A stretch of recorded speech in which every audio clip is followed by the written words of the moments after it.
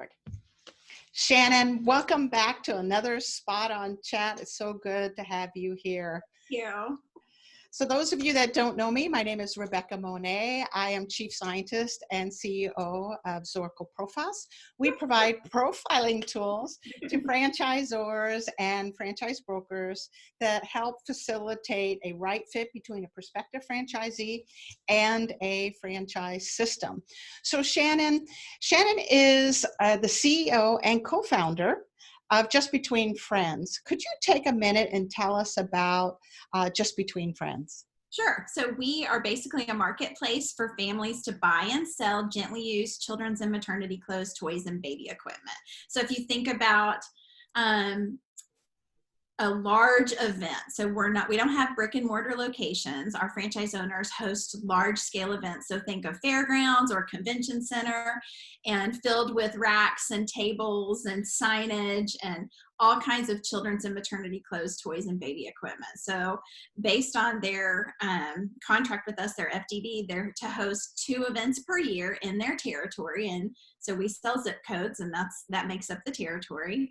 And they do that 2 times a year, where families make 60 to 70% on whatever they sell. So the families that bring items to the event, we're not collecting it ahead of time. It's just like a couple of days before they get their items ready, and we host the event. And after the event is over, so people come and shop. When the event is over, families have a little bit of extra money to put in their pocket, and the people who shop saved 50 to 90% off retail. So exciting. It's really a helpful concept for the communities where we have franchises. So we have 160 locations right now. So that's fabulous. It's a win-win-win, right? It's a win for the franchisee. It's a win for the consignor. Yep. And then for the shopper, they're saving money. They're saving money. Yeah. So I don't have, I started this with my co-founder in 1997. We had a 1-year-old and a 2-year-old. I mean, I had a 1-year-old and a 2-year-old, and she had like a 3-year-old and a 5-year-old. And so now both of my kids are grown and out of college and married, but I don't have grandkids yet. But I am ready for that second wave of, and it's really fun because just to see them as young marrieds, knowing that the brand that we started 23 years ago is going to come full circle and help my own kids. I know. That's a real fun legacy. We call that legacy. It's the best. Yeah. Well, I'm much older than you, and I have 6 grandchildren that actually only live about 2 hours from where you are. Oh my gosh. And right? In Neosho, Missouri. Neosho, that's right. Yes. Yeah. So one of the questions I wanted to ask you, Shannon, was about the role of God and the role of faith, not just in your business and in your life, but the role it plays during difficult times, specifically today, and with the coronavirus pressing so hard on franchisors and franchisees. Faith and God are such a big part of running a business and running your life, right? kind of thing. They are, for sure. Yeah. So just to kind of explain kind of who I am, I guess, because my husband is a pastor, and I grew up a Christian. My husband grew up a Christian. We met in college, and I think that was let me turn off my phone real quick. So okay. While we're going through this, but we both grew up Christians. We met in college, got married after my husband graduated, and we moved from Texas to Oklahoma. And so being a youth minister's wife, that was how we started our marriage. Is I was a youth minister's wife. And so just Christianity is part of who I am and who I've always been. And not that everything's always been easy, but I grew up learning to rely on my faith. And when I got married, it was easy to do that. And now that I'm married to the senior pastor now, it's very much a part of who I am. And so when Devin and I started the company back in 1997, we never set out to say, well, this is a Christian company. I mean, Right. or to be able to shop with us, you have to be a Christian. I mean, there was none of that. We didn't really even talk about it a lot in the beginning. We did talk about if we had any profitability, tithing off that profitability. So that was something we started a long time ago when we just had the Tulsa location.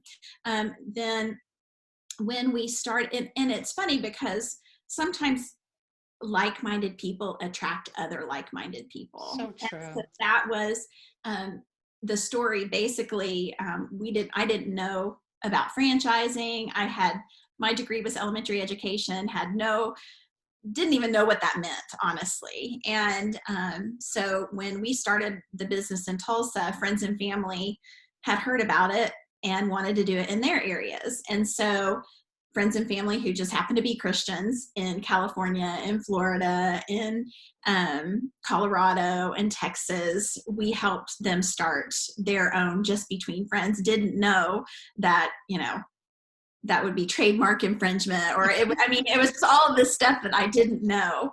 And so when we decided to start franchising, it was because I was complaining, honestly, to a business friend of mine that I was helping all these people do these things, do just between friends in their area. And he said, well, Shannon, is your company profitable? And I'm like, yeah. And he's like, are the ones in California and Texas and Florida and Colorado profitable? I'm like, I would assume so. He said, well, find that out, but you need a franchise, and made it sound so easy. Just get an attorney and put together an FDD, a contract, and an operations manual, and then you can start selling, and then they have to pay you. So it sounded awesome.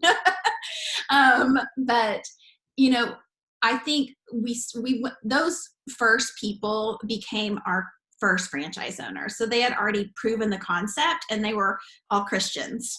Mm-hmm. And I think when we started with 10 locations, when we started selling franchises, and everyone's a Christian, it just attracted like-minded people. But again, in the beginning, we were not going out there and saying, you have to be a Christian to be a franchise owner. In fact, we didn't talk about it at all. And I think that got me into a little bit of trouble down the road, because about 8 or 9 years ago, I don't know what the Lord was putting in my head, but something that basically saying, maybe you're not giving me my due. Like I'm Shannon. This is my company. I've given it to you to manage, and people need to know about me. And so I did a big gulp. Oh. Like, okay, you're right, Lord. And then I felt this freedom, and really more like an obedience. Like, you need to talk about me more, Shannon, in public. Not that I wasn't talking about it at church or in my life, but in my business life, there was I don't know if it was a wall of thinking you have to keep those separate, but I kept it separate for too long. And in fact, even though our mission was to glorify God, and that was on our website, it wasn't like we talked about it. And so we began talking about it. And I told my franchise development gal, I'm like, any person that you interview for a franchise, you need to talk about our culture. You need to tell them we're a Christian company. They need to know this. And then you need to ask them, how do you feel about that? Exactly. Yeah, because what had happened was we had sold franchises to people who weren't Christians. They weren't holding anything against me. I wasn't holding anything against them. They were wonderful people. But what happened was they were in a culture. It was like a bait and switch is what they kind of felt like, because then all of a sudden I started praying from the stage at conference, doing things that made them a little bit uncomfortable. And they said, we didn't know that this was a Christian company. And I was like, that is totally my bad. I'm sorry you didn't know that. And so now we set the expectation from the beginning, like, this is a Christian company. You don't have to be a Christian to be a part of it, but we need you to know who we are. so that you come into it with eyes wide open. And, I recently in 2017, I put together an advisory board of just really smart people. And they are like-minded as well. But I was like, listen, I would love for you to be on my advisory board, but we're going to pray in our meetings. So are you okay with that? And if you're not, maybe say no. Yeah. And then I said, and honestly, as my advisor, I expect you to be praying for just between friends and for me as a leader. And I need you to think about those things. And when we come into crisis, how are we doing on time? You're good. Okay. When we come into a crisis like the coronavirus, I cannot say that it has been easy, because just like every other 70% of the franchise brands out there, we're not considered an essential business. We're an event business where people gather. And so we were one of the first for them to say, too many people, and so my franchise owners are not hosting events. Therefore, there's no money coming in. And so things are tough, and it can get really scary as a leader when you're going through this part, because, well, first off, I feel a huge responsibility to a lot of people, whether I'm putting that on myself or, it's, and I don't know that anyone else is putting it on me, but I feel a huge responsibility for making sure that we stay in a good position with liquidity, and making sure that we're good financially, because if something happens to the franchise support center, the corporate entity, then what happens to the rest of the franchises, the 160 other people who have invested into this brand? Not only that, but then what happens to all of the moms and dads and family that are looking at our brand to make ends meet? So a lot of people use it as, they're going to make $300 to $400 every season. So they're going to use that to pay their mortgage, to pay their car payment, to buy the next season's clothes for their kids. And then even after that, then it goes to the shoppers. Well, where am I going to get clothes for my kids and bottles and that baby bed? I can't afford retail. And then it goes even further to the charities. So if one thing doesn't happen, it just doesn't affect Shannon Wilburn and the Franchise Support Center corporate office. It affects the franchisee, the consignor, the shopper, and the charity. So huge responsibility. And that's not easy to take. And honestly, if I had to take that on my own, I would be in a puddle in the floor, just depressed. But so what I had to do was number one, I have to be in the Word every morning. And my husband led a sermon about 3 weeks ago, and he said, and he's not confrontational at all, but he said, don't you dare, talking to our congregation of about 2,000 people, don't you dare start your day don't start your day with the news. Don't start your day with Facebook. Don't start your day before you've been in prayer and been in the Word, because we have to have that base of hearing the good and hearing from the one who's in charge, and the one who's all-knowing, and the one who can do great and imaginable things. We have to hear that first to get our heart in a right position, and to then face I don't know how I'm going to pay my mortgage this month. I don't know how I'm going to do this. And then it all becomes a little bit easier. I had a Bible study, I guess, a couple of weeks ago where it just was a reminder that, number one, I'm not in charge. I have no control over this. We're not. No, but we think we are, right? We think, well, I'm a leader. I can fix this, Yeah. I mean, I'm sure every other leader out there is like, how can I make this better? When we really, it's a ruse. We have no way to, to find healing for coronavirus. I mean, that's the Lord's job. That's the Lord's job. And he'll take this situation and turn it for good. We just don't know how he's going to do that. We get to be surprised. And, I love this conversation. And I think the sermon you were talking about, you posted on Facebook or something, because I actually listened to your husband talking Oh, okay, about good. that. Yeah. So I remember that sermon.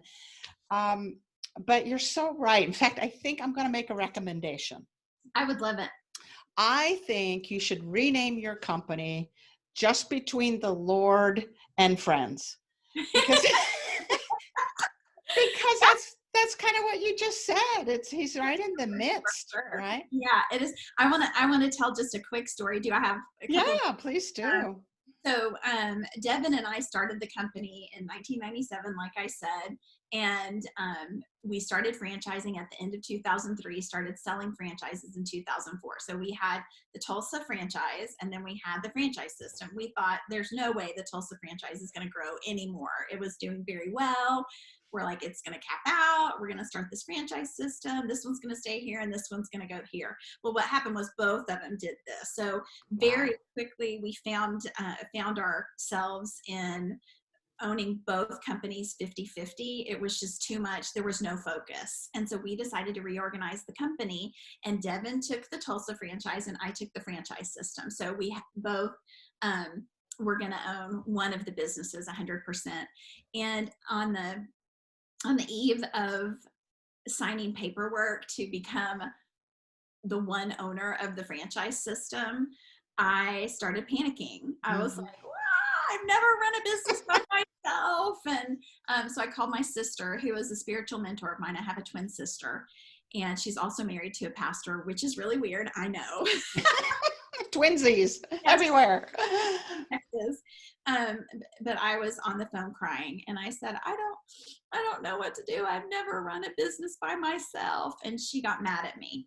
She was like, Shannon, you are not running this business by yourself. You are yoked with the Lord. He is going to be right there beside you when you don't know what to do. He is going to know what to do. He's your partner. He's my partner. And she made this great. She's great at providing vision for spiritual things. And she just said a yoke is something that in old days they would put oxen together so that you could have the strength of both. You know, and when one would get tired, the other would still pull the the load of sorts. Yeah. And so to me, that's a great vision for any leader to have, because we're not always going to be able to have the strength. There have been times through this coronavirus where I have sat and cried just because what do I do, Lord? How do I help my franchisees? I'm a horrible leader. And you know, we do those things, whether we want to admit it or not. The enemy can get in our head, and it's really good to think about being yoked with the Lord and think about that vision of you're right along shoulder to shoulder with him in anything that comes your way. What a powerful, powerful vision and message. So Shannon, again, thank you for sharing your heart and your faith and the role that God plays in Just Between Friends. Really appreciate it.